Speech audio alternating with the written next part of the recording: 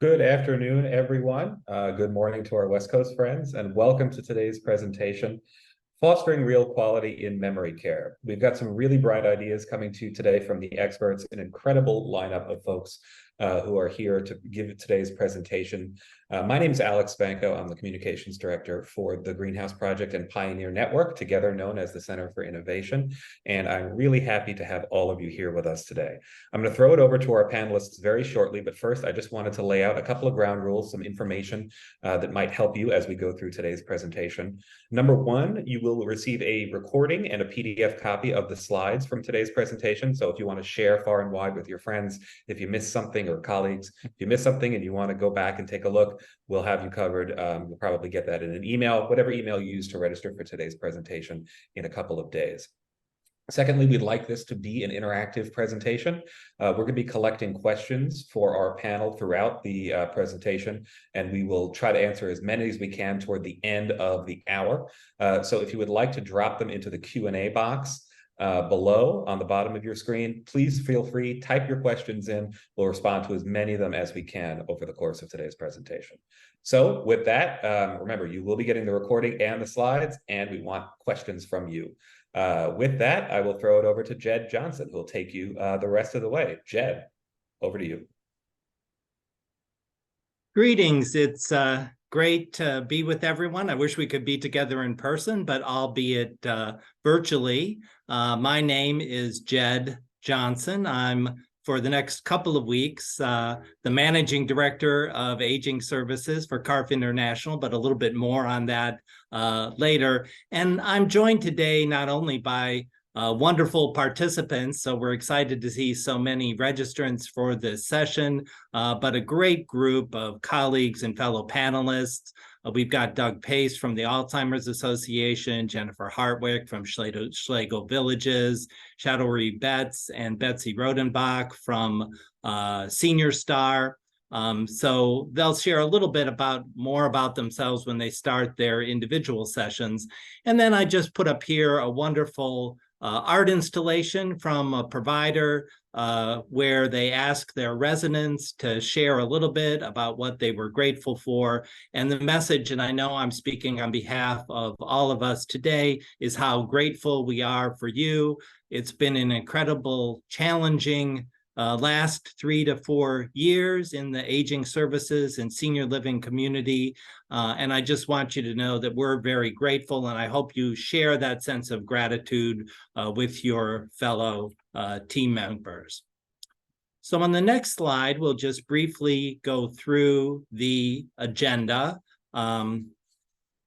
I'll begin by outlining the essential characteristics of a memory care framework, which we really feel a quality framework is essential. I'm hopeful that you should be able to, when asked by either prospective residents or family members, I see you specialize in memory care. Can you share with me what is the quality framework that you implement related to that area of specialization? Because I think that's an important question to ask.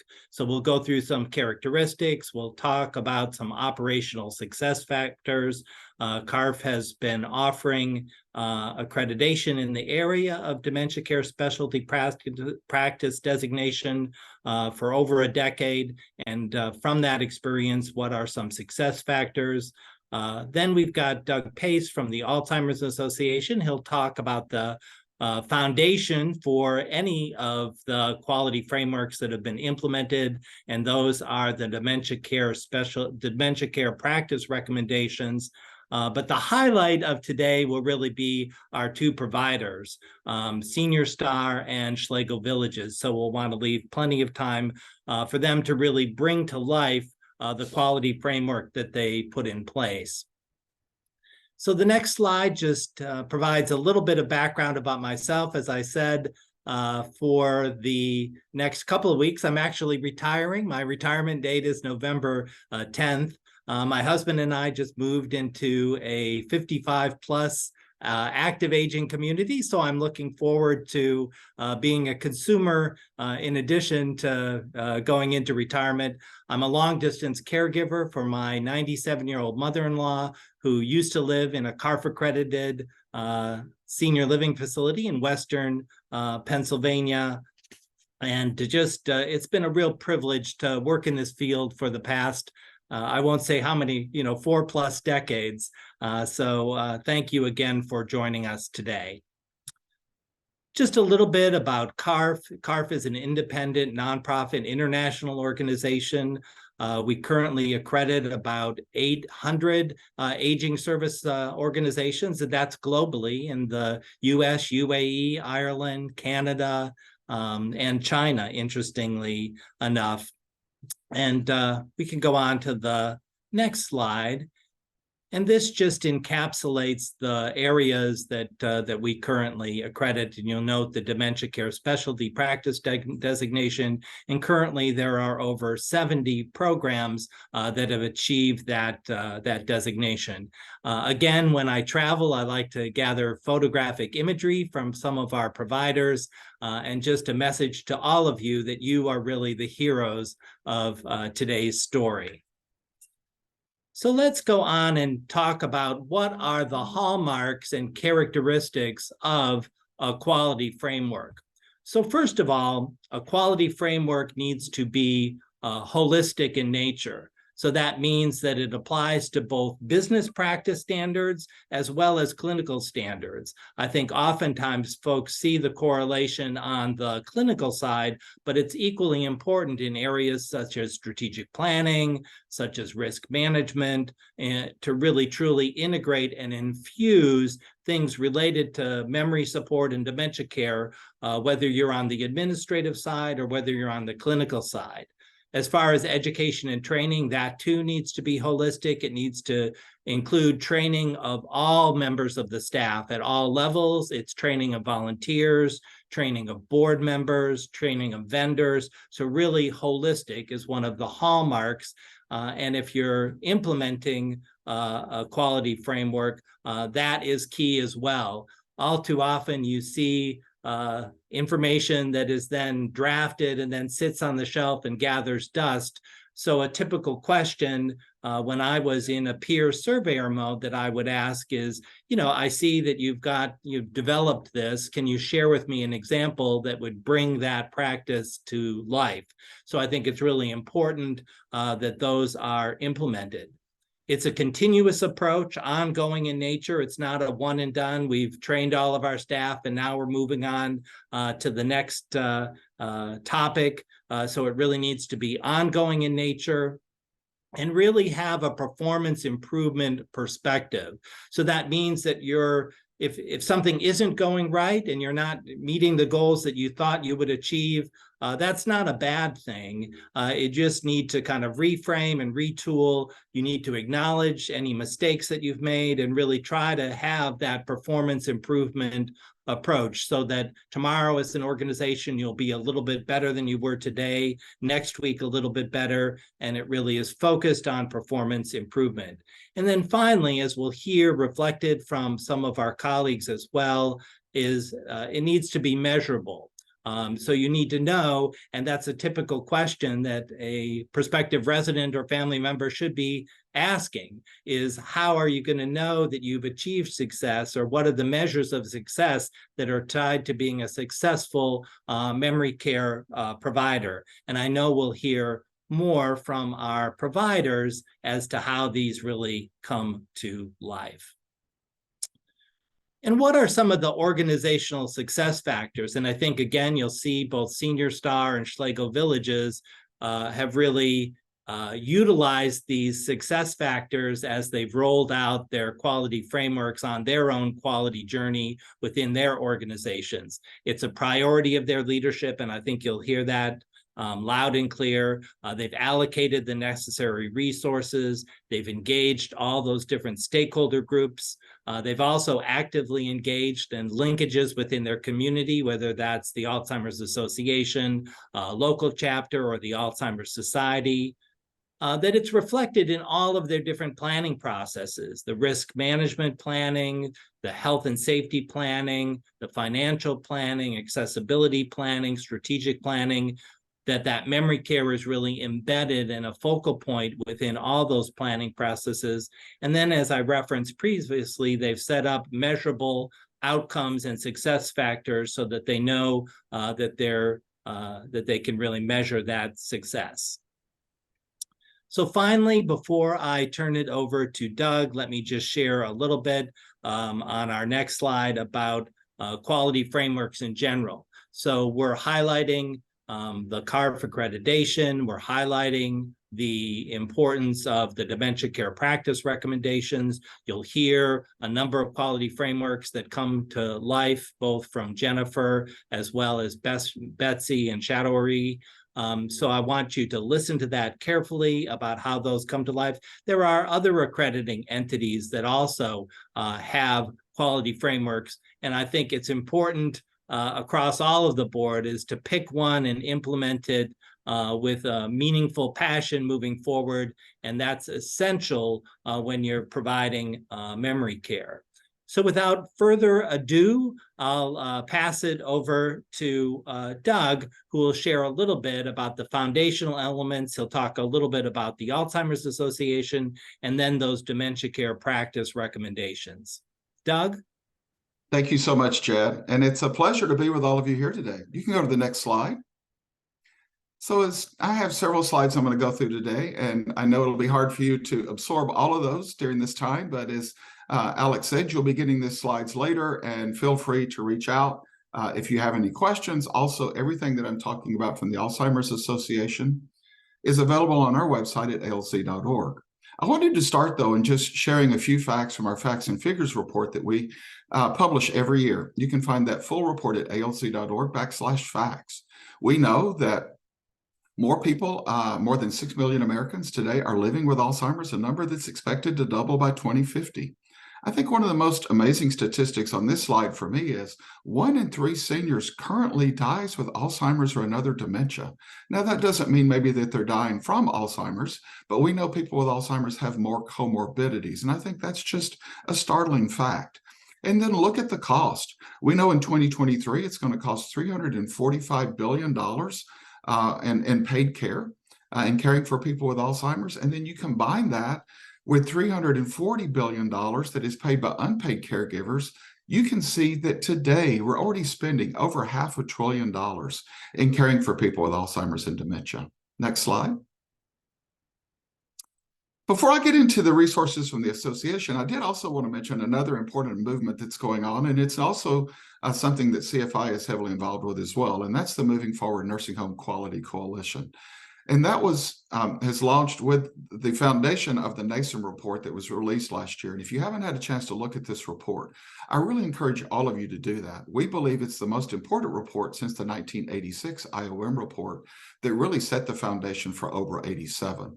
And you can go to the next slide and it'll show you on page 39 of that report. I think it's an excellent graph. I actually copy this and put it over my computer, and I look at it all the time because I really think it encapsulates everything in the 600-page report. The exciting thing is, as you can see, and this not only applies to nursing homes, but I think it applies equally to assisted living, home care, home health, and the full continuum of home and community-based services, reminding all of us that the resident is the central focus. This is resident-directed living. And within that resident-directed living, it's making sure that we have important communication and collaboration, we have equitable and effective and timely care, that we have an empowered staff, and then we've got an environment that really is more residential in feel and fits that resident to their needs. We saw all the inputs on the left that we all know about, but I want to direct your attention to the right side and look at those outcomes, because I think a lot of times this is where we forget to think about the importance, just like Jed said, of the family outcomes, the organizational outcomes, the resident outcomes, and the staff outcomes, and how we use that in our quality improvement efforts to learn from that and to make sure that we're providing the best person-centered care that we can. Next slide. So I'm going to briefly cover the 10 topic areas of the dementia care practice recommendations. And in the next slide, you can see that in 2018, the Alzheimer's Association updated our dementia care practice recommendations in a special supplement of the gerontologist. My colleague, Dr. Sam Fazio, and I worked with 27 researchers over 17 months to develop these recommendations. Each of them wrote an article in the gerontologist. They took 5 to 7 recommendations of each article. We rolled those up, and those became the dementia care practice recommendations. They're applicable to all long-term care professionals working across the continuum of long-term care. And the next slide shows you those topic areas that we identified. You know, for me, it's very exciting as someone who's worked in this culture change movement for 25 years to really say the Alzheimer's Association firmly put our stake in the ground to say, just like the NASM report, it starts with good quality person-centered care. And then you can see those other topic areas around the wheel that we'll cover quickly. Next slide. So the very first recommendation, and to me, the most important recommendation is the very first one: know the person. If you don't have a process by where you know the person, then you're really not going to be able to deliver that good quality person-centered care. By knowing the person, you meet the person in their reality. That creates those meaningful engagement, which creates those caring relationships. You do all of that, and it creates a supportive community. Now, as we were developing these 10 topic areas, one of the things that we noticed was the two continuing themes. One of those is the evaluation of care practices and the importance of that. So the next slide here talks about detection and diagnosis. We added 2 areas in our topics this time that we did not have before because we thought it was so important. Because we know so many people with Alzheimer's and related dementias don't have a formal diagnosis. So this talks about how you, working in long-term and home and community-based services, can play a role with medical providers in making sure that people have that accurate diagnosis, making sure that you and your staff understand the signs and symptoms of cognitive impairment, and then what type of relationship that you have with the medical community. So there's some good information in those sections as well. And then moving on to the next area is around something that is vitally important: assessment and care planning. We all know that if you're really going to provide person-centered care, then it involves that regular, comprehensive person-centered care assessment and timely assessments. And the evidence shows us, without a changing condition, those assessments should be done at least every 6 months. It's also important to have that collaborative, team-based approach to make sure that the resident and a care partner is a part of that process, and the voice of the care partner, housekeeping, dietary, everybody plays a role in that assessment process. And then notice that last bullet point. That highlights the second area where we have that continuing theme around advanced care planning. One of the things that all of the researchers noted in all the articles that we have that inform these dementia care practice recommendations was the importance of hospice and palliative care, and to making sure that people really think about advanced planning early on as they get their diagnosis. Next slide. The second area that we had as a new topic area is around medical management. Again, sort of partnering with detection and diagnosis. And again, understanding the role that all of you play with the physicians and clinicians that you work with. So understanding in your community, what is the role of your medical provider? Do they really understand your philosophy of what a holistic person-centered care approach is? Making sure that they understand what those non-pharmacological interventions are that should be the first line of working with someone when they may have those dementia-related behaviors. And then again, here you see the importance as they raise too around those end-of-life discussions early. Next slide. One of the foundational areas is around information, education, and support. This is just making sure people have the right resources at the right time. You know, we identify Alzheimer's in a 3-stage process: early, middle, and late. And people need different information at each stage of that disease, and also understanding that there's culturally sensitive issues that people need to be aware of as well. So this is actually a place where the Alzheimer's Association has a lot of free resources to help you to share with people living with this disease and their care partners on what information is out there for them. And of course, one of the things that we learned during COVID, and we learn every day, is how technology is really advancing quickly to help people have the information that they need readily available. Next slide. This is one of the most important areas of the dementia care practice recommendations, really showing us where does the evidence show us now to know that the first line of approach should always be focusing on non-pharmacological approaches. You know, unfortunately in the US, and I'm assuming in Canada, it may be the same way in other parts of the world, we have a problem with the overuse of antipsychotic medications in nursing homes and assisted living and other settings as well. And it's important to know now that the research shows us that that giving an antipsychotic medication with that black box label should not be the first line of approach. We now know that things like music therapy, pet therapy, massage therapy can really make a difference. But again, it's about knowing the person. And once you know that person and knowing what non-pharmacological intervention works best for them, many times can alleviate someone who's having a dementia-related behavior, which, by the way, many times is just the way they're communicating. Many times as the disease progresses, people lose the ability to verbally express that they maybe are in pain, or they're hungry, or they're thirsty, or they need to go to the bathroom. So knowing the person and using these non-pharmacological approaches is so important. And this set of recommendations really talks about the evidence around each one of those. Next slide.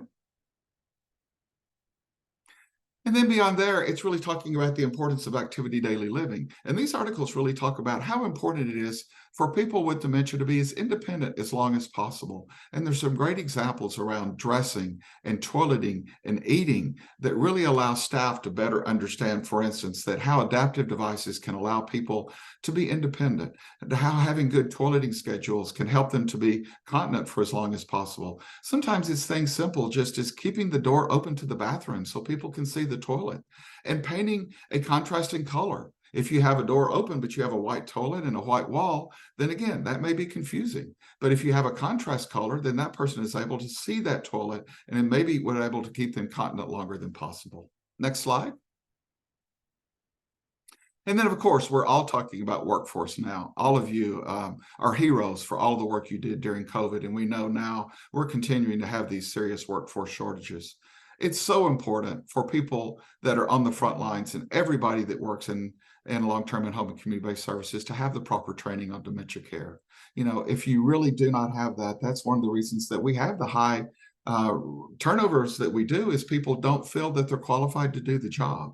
So making sure that people are trained in good person-centered care, making sure they have that team-based approach.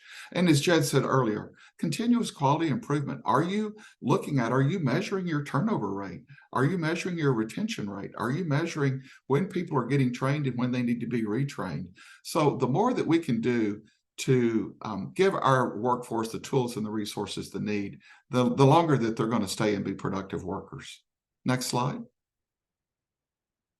Moving around that wheel, then we move up to the environment. And we know that, and especially with all of the work that the Greenhouse Project has done around all of the small homes that they have been so successful in, we know that the environment plays such a role in anything that you can do. And even though you might not be in a greenhouse or a small home project, there's still a way to take any type of building and bring that home-like atmosphere into that building. And this section of articles really gives you some great ideas on how to do that. And then the last topic area is around transition and coordination of services. Again, we know many times that people have transitions from many different settings. Sometimes it's home to assisted living. Sometimes it's from assisted living to a nursing home to an emergency room. This is actually where we have some of our most important evidence around good evidence-based transitional models of care to really help you understand if you're having someone that's having an episode, that maybe the best option on a Friday afternoon is not to send that person to the emergency room, right? Because we know generally that person going out to emergency room visit, that's not going to be probably a positive experience for that person. And so thinking about what are some good transition practices that you can follow is so important. Next slide. While we published our dementia care practice recommendations, we also reached out to a group that we have at the Alzheimer's Association, our early stage advisory group. So we said to them, here's what the researchers say is important in good care. Tell us what good care means to you. And I think you will see that it tracks very closely to what the research shows us. People want to make sure they get that diagnosis. They want them to know you as a person. They want to be independent as long as possible. They want you to practice patience and compassion. So this is a report that, again, is downloadable, and I think is great to share with your staff and great to share with your residents as well, and say, how does this resonate against what you think is important in the services that you receive? Next slide. And then wanted to make sure that everyone is aware that based on our dementia care practice recommendations, we've launched several projects and initiatives. One is our Essentials Training and Certification Program. It's a 3-hour training with a certification exam. The nice thing about that is, again, it's another recognition for your staff. Not only are you training your staff, but then you're testing them. And once they pass that test, you give them that recognition. You print out a certificate that they can have. You know, a lot of communities even print those on the wall and they have that wall of honor. It's a great way to show a relationship between your community and the Alzheimer's Association, and for you to say, we train our staff on evidence-based practices. So again, lots of great information on our website around that training program and how you can be a part of that as well. Next slide. And then I also wanted to mention another group that I'm so proud of is our Dementia Care Provider Roundtable. And actually, Shattery, who you're going to hear from in a few minutes, is our immediate past chair of that group. We are open to any organizations being a part of the Dementia Care Provider Roundtable. If you go to alc.org/DCPR, you can find how to get involved in that. And this group is doing some great work around publishing some articles in peer-reviewed journals and actually supporting research through the association as well. Next slide. And then I want to end with some exciting news. You know, I started with talking about the facts and figures and where we are today. You know, for the first time ever, we're actually now to talk about some new treatments. And the next slide shows you that we all know that Alzheimer's was discovered in 1906. And if you show on the next slide, it took us 90 years before we got that first medication that just treated the symptoms. And so we've gone from 96 to 2004 to have medications that many of your residents may have been on that can slow down some of the symptoms of this disease, but do not slow the disease. What's so exciting is in 2021, we have the very first medication that has shown promise and has been approved by the FDA that will treat the slow down the progression of Alzheimer's disease. And then on this very next slide, you can see that we have another drug that we believe is going to be released in the fourth quarter of this year. And I think you might have to hit it a couple of more times to advance all of the animation in there. And as you can see, we hope that there's going to be 3 drugs by the end of this year. The good news is CMS has now guaranteed coverage for these drugs. They are applicable for people that with mild cognitive impairment or in the early stage of the disease. And again, this is just the very beginning, but it's an exciting new beginning where we finally have some treatments that are showing that they can work and to give people hope. But we have 140 other therapies that are going through the process. While these drugs target amyloid, we know that's only one part of the brain that's affected by Alzheimer's and dementia. So stay tuned. And again, go to alc.org/treatments, and you can see a lot of things happening in the medical research community. So I think the next slide is just my last slide. And this gives you where we have a 1-800 helpline. We would encourage any of you, staff in your communities or your residents and family members to call our helpline 24 hours a day, 7 days a week. Go to our website, or if you want to see how you're listed on our community resource finder, make sure that we have your information captured accurately there as well. And I know that's a lot of information to cover in a short amount of time, but I wanted to go through those quickly to make sure we have enough time for the providers to really talk about how they're taking all the great stuff that CARF talked about and that we talk about and have put these into practice. So thank you. Wonderful. Thank you, Doug. We're going to start now with some discussion around what Schlegel Villages is doing, and I'll introduce myself quickly. I am Jennifer Hartwick. I am the Director of Business Process Development here at Schlegel Villages, and I have had the pleasure of working for a CARF accredited organization, which has led to me becoming a CARF surveyor for well over 10 years as well, and have had the pleasure to work with Jed. I've been in the senior living industry for over 20 years now in various roles. And today here in Canada, we acknowledge where it is we come from. And sitting today, I am situated on the traditional territory of the neutral Anishinaabe and Haudenosaunee peoples.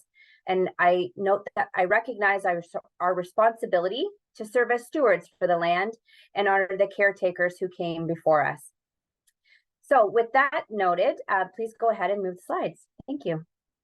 So who are we? At Schlegel Villages, we've been in operation for over 70 years now. We've been building communities. So since 1953, the Schlegel family's mission to offer really a true sense of home and belonging for older adults has only grown and grown in waves. Our long-term care and retirement villages really thrive because the family culture has grown stronger over the course of 3 generations. We are a mission-driven, family run organization who believe that every person who is connected to our village has something important to offer. And as we grow into the future, the value of each contribution can never be overestimated. So today, we own and operate 18 long-term care homes, 9 of which include retirement homes, making them full continuums of care, or CCRCs for my American colleagues. We're all located in Southwestern Ontario, and I'm proud to say that we are CARF accredited and including the dementia care specialty designation as well. So on the next slide, I can share just a little bit about what we do and how we tie dementia into some of what we offer. So you're actually looking at a beautiful photo of our cafe, and that's really to show how we focus on building communities and communities with rich opportunity for social connection, providing opportunities for meaningful engagement. As you can see here, this is a typical day in the village, and hopefully life purpose for each of our residents. Where our integrated continuum of care and our seniors hub allows us to seek these active partnerships. And we have some really unique partnerships at Schlegel Villages, including those with some academic institutions through our living classrooms. And that helps us create strong career, lifelong learning opportunities for our team members, our leaders, and believe it or not, for our residents sometimes as well. We are actively seeking to change the culture of aging and have been on a culture change journey for over 15 years now, and are very intentional about the work we do to honor those that we serve each and every day. So on the next slide, I'll get into talking a little bit about our dementia philosophy, and that is called Living in My Today. So I introduce you to Francis. Francis was a resident who lived in our Hamilton home in Southwestern Ontario on our Emma's neighborhood, our memory care neighborhood. She told a great joke. She had a terrific sense of humor. She was kind, compassionate, and best of all, she is today still living well with dementia. So where people live with dementia feel included and supported to live life to the fullest. That is the summary, really our objective for what is Living in My Today. It is that simple, helping people to live well, to feel like they belong and are engaged in friendships, in new experiences, and learning and enjoying life. So this program is really consolidating what we've been doing for well over 5 years now, creating consistent approach across all of our villages. So on the next slide, I'll introduce you to the 5 pillars that make up Living in My Today. So it was inspired by the simple desire to offer the best of what's possible. Living in My Today as a signature program, developed over a 5-year time period, it really reflected the shift towards wellness among the leading care providers and dementia experts around the world. So people living with dementia and those who love and support them really were our greatest collaborators on this project, and were included very much in terms of its creation. What they really encouraged us to was to find hope in every moment. So instead of focusing on what's lost, focusing on what is possible. And so I introduced to you our 5 pillars: meaningful and active engagement, enjoyable meal times, empowered care partners, thoughtful design, and supportive approaches to care. So over the next couple of slides, we're going to talk just a little bit about each and every one of them. So quickly then, looking at meaningful and active engagement. So at Schlegel Villages, we believe that every person has the ability to live meaningful and engaged lives. Our villages promote living to the fullest with the help of our dedicated team members, our recreation and leisure activities, and of course, our signature programs. So some of our signature programs include Wisdom of the Elder. Some of you may subscribe to our Green Bench Elder Wisdom podcast, program for active living, and of course, Living in My Today. We have 10 Living in My Today leisure programs that actually empower our residents to be involved and to be included in day-to-day life. Activities that on our daily calendars are supplements by self-directed and supported engagement moments. Everyone works together to create meaningful and purposeful moments wherever possible in the day. So we look at different types of engagement, whether it's self-directed, supported by team members, or perhaps even other residents. Sometimes it's families, sometimes it's volunteers, or sometimes it's actually programmed by our recreation team members. We look at different styles of participation. Are they involved? Are residents interested, or perhaps are residents actually included? Where none is better than any other, they're just different. Where residents are no longer classified as being active or passive, but rather where the style in which they want to participate changes depending on the program, but not necessarily on their ability level. We look at smaller group sizes. So Doug referenced, smaller Eden homes. We look at smaller neighborhood engagement in pods within their neighborhoods. So with that, we have increased engagement. So contrary to some others in the sector, we're not focused on trying to win the competition for the fullest calendar. We don't want to see every resident participating in every activity just to make us feel better. Instead, we focus on whether they are engaged in the type of activity that is really more meaningful to them. They're supported to participate in a style that actually means the most to them. So this means we get more use of our neighborhood spaces as a natural result. And it means that our calendars actually look at less equaling more. Next slide, please. Okay, empowered care partners. So of course, our residents are valued as partners. They have their own voice and the right to experience autonomy, to have choice, and most of all, independence. Opportunities for our care partners to receive education is an important part at Schlegel Villages, and we support that through our Living the Dementia Journey training program, where the journey is a change that offers families and care partners a new understanding of dementia from the perspective of the person, the resident, who's actually living with it. We also offer a really unique group, which is called Gather. It's a facilitated support group that extends the opportunity for families and friends to share experiences and to actually learn and grow with one another. So that's a little bit about our empowered care partners. Next slide, please. Supported approaches to care. So think about it. When someone stops being a stranger and actually becomes someone you know and care about, it really changes how we interact, doesn't it? And that is just simply the basis of relationship-centered care. So supporting residents in a way that honors and respects them as a unique individual is really the foundation of this particular pillar. It has 5 separate components.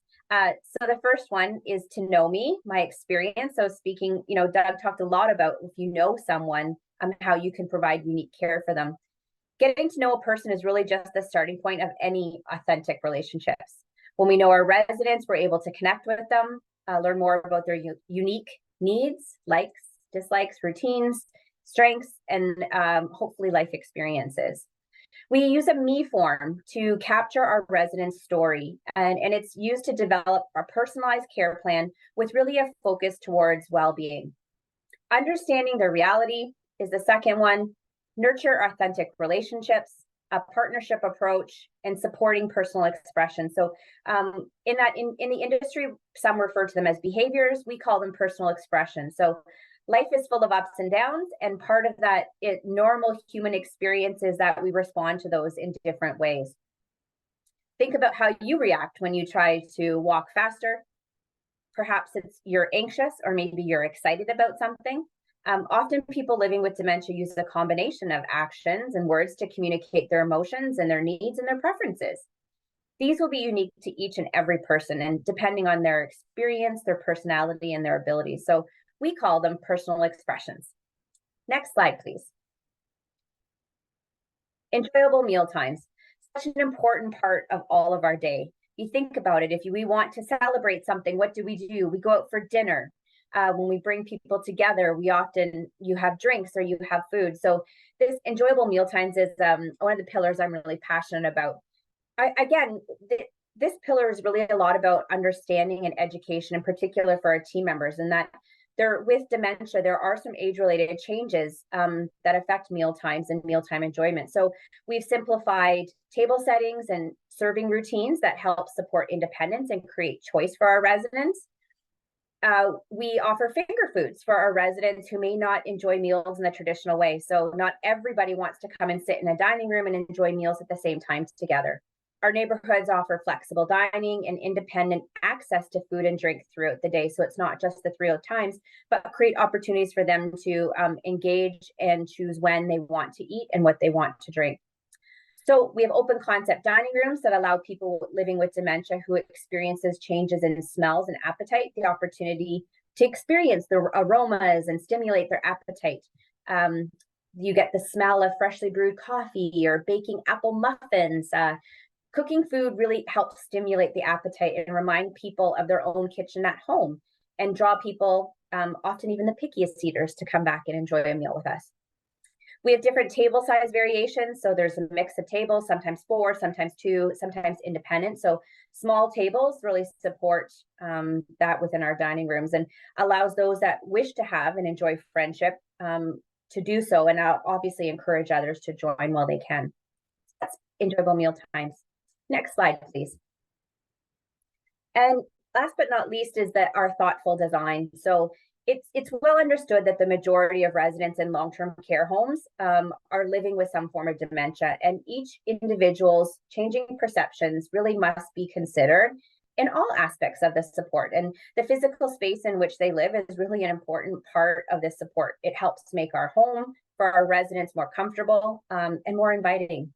So thoughtful design is really about designing with purpose. Spaces look and feel like home. We have living rooms, we have dens, with a non-institutional look and feel. It supports residents living with dementia to enjoy independence while feeling safe and comfortable in a place where they can experience hopefully friendship and belonging and meaningful moments in each day. They foster a sense of security and predictability. Resident suites are comfortable, they're familiar, they reflect the life and experiences of our and preferences of our residents, and obviously are unique to each one of them.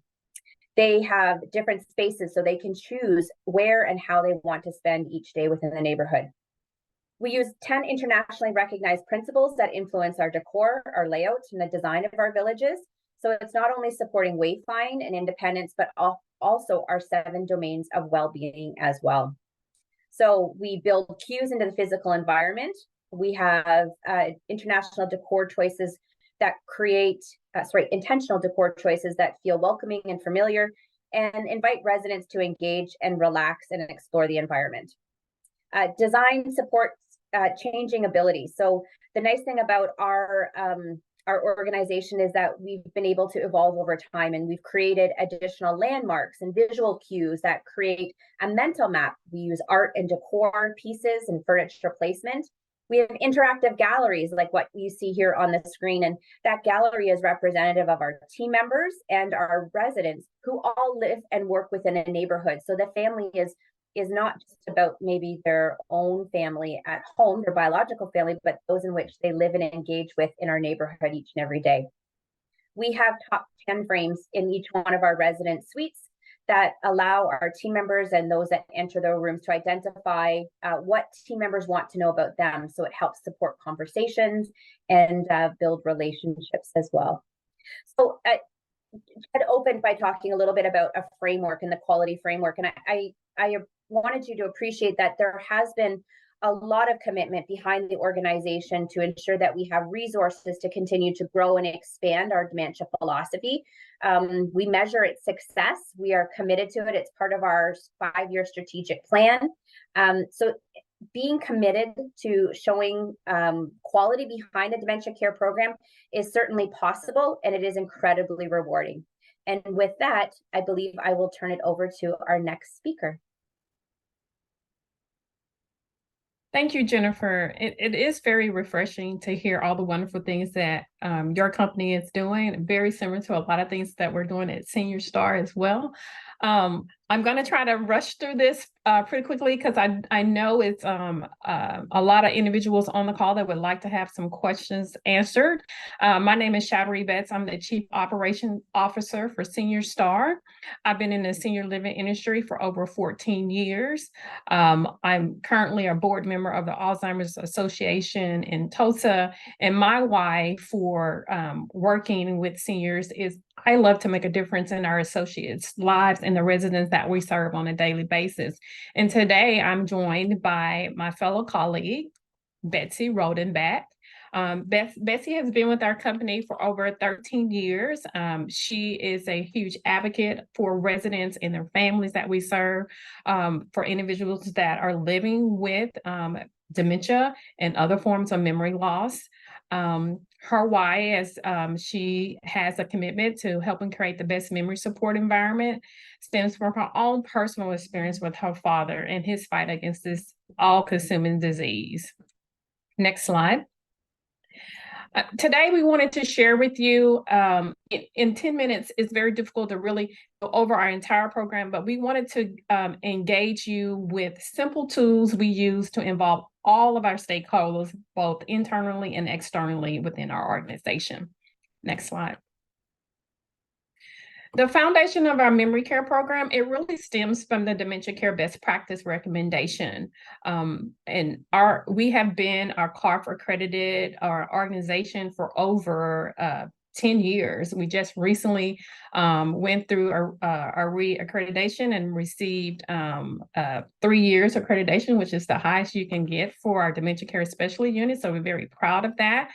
Our memory care program is very personalized for each resident, and it starts at the very first interaction that we have with potential residents that are wanting to move into our communities.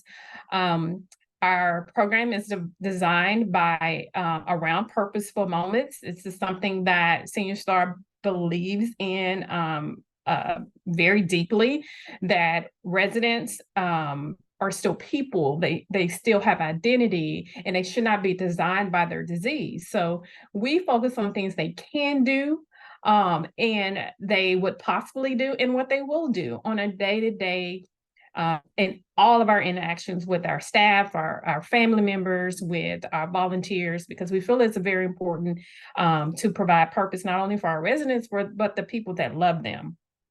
Of course, our programming is definitely around the 7 areas of wellness. We have over 130 programs offered throughout the month for our residents, because memory care concerns are not just defined within our memory care neighborhoods, but we all know that residents have some form of memory loss in all our levels of care. So you will see that we have programming for residents designed in our independent living, assisted living, and our memory care neighborhoods. And then our environments are built, and we'll show some pictures of some of our the layout of our environments. It really is built to support independence for our residents, and also make sure that those environments are less restrictive. Next slide, please. Next slide. And Betsy's going to talk. Oh, okay, thank you. Person-centered care. Really, for us, person-centered care means that we want to know everything about the resident even before they were diagnosed with the disease, because we think it's very important to understand their preferences, their hobbies. What did they do for a career? What did they enjoy doing what did they enjoy doing with their grandkids? Who are their family members? Because as we're designing and curating purpose throughout the day, those are helpful tips for us to keep the resident engaged as they progress in their disease. We also want to make sure that their environments that they live in has meaningful engagement. So from the time the resident wakes up in the morning, we feel that every interaction is an opportunity for us to create purpose in the lives of the residents that we serve. We want to maintain an environment where our families also feel very much connected. Oftentimes when our family members enter their community, they see their loved ones, and their loved one has changed so much because of this disease. They don't have the tools or the words to connect with their loved ones. And so we try to design opportunities for our families to have tools and resources to connect with their loved ones during their visits as well. And then part of our person-centered care philosophy is that we evaluate everything that we do, and we measure everything that we do, because as you all know, we are continuing to learn about the disease. Best practices are continuing to evolve. And so we can't just create a program and let it stand still. We have to make sure that we're evaluating, especially as the demographics of our communities begin to change. We have different needs for our residents and our associates to provide resources for our residents to live a purpose-filled life. Next slide. I'm going to turn it over to Betsy, and she's going to talk about just some actionable things we do to make sure our residents are engaged and our associates have the resources and tools available to them to have a successful day with our residents. Thank you, Shattery. It's a pleasure to be here. We always focus every day when we come in, our associates, when we work with our residents, on what can they do versus on what they no longer are able to do. So we truly want to look at the positive. So when we take all the information from the lifestyle preference, so information that we have learned about the resident prior to moving in. So when we connect with the family members, when our associates learn things about the resident that's most important to them, we compiled a form, and it's called an All About Me form. And these are super important. We have a All About Me form for every resident that lives at our community. And what we've done is we have, what we do is we've put together these forms in a frame, and we've posted these in their apartment. So when our associates are helping the resident get up in the morning, they have something to talk about with our residents. So it's a guide for them.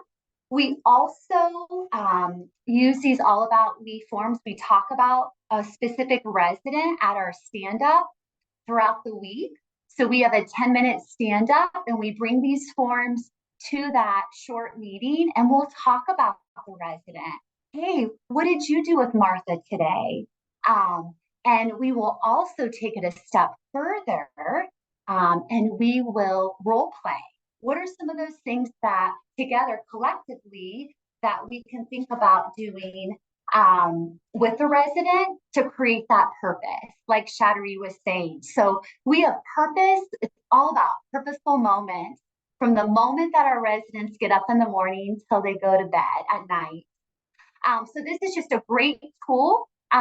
We constantly are changing these based on the unique needs of our residents because, you know, depending on if they are progressing in the dementia process, we want to keep up on that. We want to make sure that we're, you know, that these are, you know, continue to be a great tool for them with such great meaning as well. So next slide.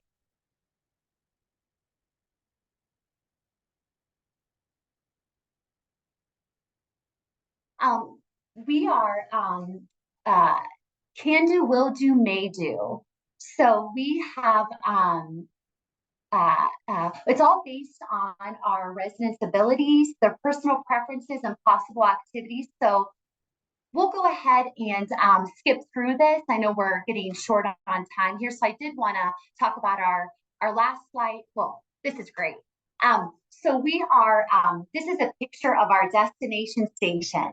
And we have these stations all around our memory support community. So they are really based on our residents, what they love. So this is a picture of our wedding station. So you will see our residents passing this by, and they can look up, see the wedding dress. It triggers amazing memories. It builds a connection between the associate and our residents, along with our family members. It's an opportunity that they can have that engagement with their mom, with their dad here at this station, and it creates an amazing conversation. Also our shadow boxes. So these are at every resident's apartment, right outside their apartment are these shadow boxes, and they are all based on our residents' interests. And so they're wonderful conversation starters. Also, it helps trigger where their apartments are, so it creates more of that independence as well. So let's move on to our last slide.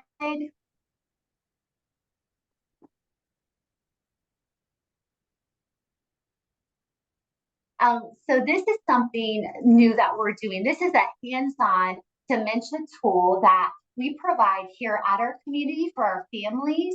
We have also brought this AFA, this dementia experience, to our orientation as well for our new associates. And so what it is a story of Harry. Harry has middle stage Alzheimer's, and what we do here is you can actually put this virtual reality, put this Oculus on, and you can look into the lens of Harry. And it is an amazing tool. So you can see some of the symptoms, some of the challenges that he is going through. And so when you take the Oculus off, we talk about it.